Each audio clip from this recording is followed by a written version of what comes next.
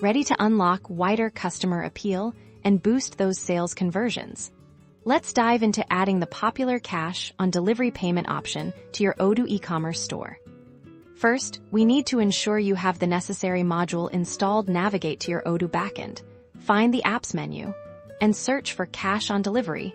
Install the module if it's not already present on your system. Once installed, go to your accounting settings, look for Payment Acquirer, and click on it. This is where we configure all our payment gateways. You'll see a list of existing payment methods. We're going to create a new one specifically for Cash on Delivery. Click the Create button. In the name field, type Cash on Delivery for the provider. Select Cash on Delivery from the drop-down list. Make sure the state is set to Enabled. Now, scroll down and find the Configuration tab here. You'll want to check the box that says State to enable it then. Simply click the Save button to finalize these settings. And that's it.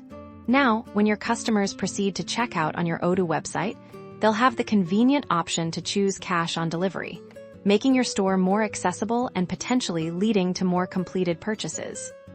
By offering flexible payment methods like Cash on Delivery, you're making your e-commerce business more attractive to a broader audience. Give it a try and watch your sales grow.